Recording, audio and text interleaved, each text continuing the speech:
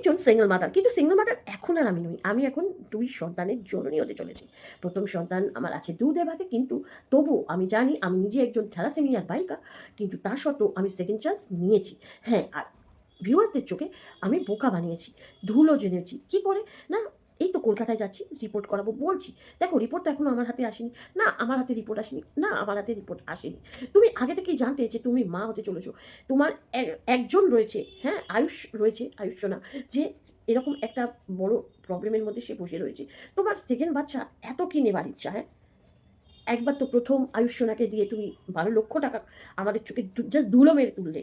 হ্যাঁ? যে চিকিৎসার নাম করে সবাই ভালোবেসে তোমার আয়ুষ সোনাকে আশীর্বাদ করেছিল, সেই টাকা নিয়ে তুমি সেই চিকিৎসা না করিয়ে আ অন্য চিকিৎসা করালে।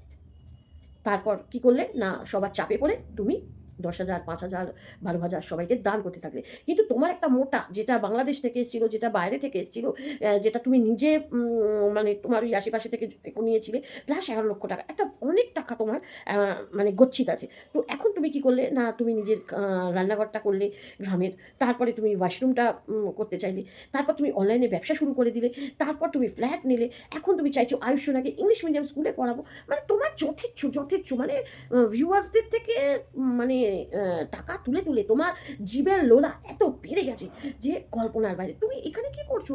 তুমি যাও বড় মানে যারা চিত্রনাট্য বা সিনেমা করে, তুমি তাদের কাছে যাও। অনেক ভালো সিনেমা, তোমার বিশ্বাস করো, সিরিয়াসলি বলছি, তোমার মতন অভিনয় দক্ষতা অনেকের নেই। যেটা তুমি ওয়াইটিতে করছো না, সেই অভিনয়টা যদি তুমি সত্যিকারের অ এটা তো আমাদের কাছে তুলে ধরছোই। আরো মানুষের কাছে তুলে ধরার জন্য তুমি সিনেমা করো, তুমি অভিনয় করো। অভিনয় জগৎটা সত্যি তোমার জন্য অনেক ভালো। মানে তুমি মানুষকে এত বুদ্ধু বানাও, মানুষের চোখে এতভাবে ধুলো দাও। তুমি এত নিপুণ অভিনয়ের ক্ষমতার অধিকারী যে এটা ভাবাই যায় না যে মানে তুমি অভিনয় করছো। মানে এত সুন্দর নিখুঁত অভিনয় তোমার। তুমি সব জানো যে তুমি একজন থ্যালাসেমিয়ার বাহিকা, তারপরও তুমি সেকেন্ড চান্স নিচ্ছ। কিভাবে? কিভাবে? এখন প্রেগন্যান্সির জার্নি তুমি দেখাতে বসেছো। এখন প্রেগন্যান্সির জার্নি তুমি দেখাতে বসেছো। দেখিয়ে আবার সেখান থেকেও ভিউজ কামাবে। আরে বলি, এত তোমার টাকার লোভ কেন গো? হ্যাঁ? এত টাকার লোভ তোমার কেন বলতে পারো? আর কত টাকা হলে পরে তুমি ক্ষান্ত হবে আমার জানা নেই। আর আমি বুঝে পাই না, এই যে তোমাকে ওই অভিজিৎ যে বিয়ে করেছে, মানে তার অবস্থাটা কি? মানে চুলছেড়ার মতন বোধহয় অবস্থা করে ফেলছো তুমি। আমার তো তাই মনে হয় যে মানে টাকা। তোমার কাছে মানে টাকাটা যেন কি বলবো? একটা হাতের মোয়া। কিভাবে ছিনিয়ে নেবো আমি মানুষের থেকে চোখের ধুলো মেরে। মানে মিথ্যের উপর মিথ্যে, মিথ্যের উপর মিথ্যে। ইউটিউবটাকে পুরো মানে তোমাদের মতন কিছু ক্রিয়েটার আছে যার জন্য কি বলতো, পুরো ইউটিউবটা পুরো জ্বলে পুড়ে শেষ হয়ে যাচ্ছে। মানে তুমি নিজে জানো যে তুমি একজন বাহিকা। তারপরেও তোমাকে মানে তুমি জানো না যে তোমার এরকম একটা সময় এসেছে। আশ্চর্য! তুমি আমাদের কাছে লুকিয়ে গেলে। কি হয়েছে পরে বলব, কি হয়েছে পরে বলব। আরে যদি নাই বলতে হয় তাহলে ঘরে বসে থাকো ভাই। এত সোশ্যাল মিডিয়ায় এসে এত নাটক করার কি আছে? ঘরে বসে থাকো। বলতে হবে না। কেউ শুনতে চায়নি তোমার মুখ থেকে।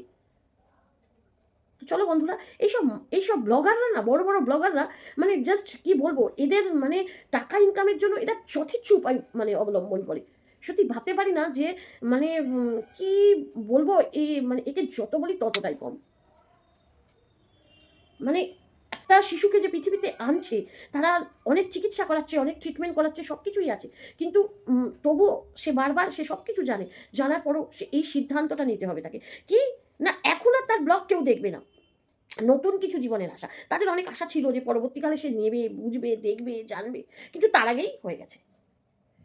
উফ! পারো তোমরা, সত্যি তোমরা পারো।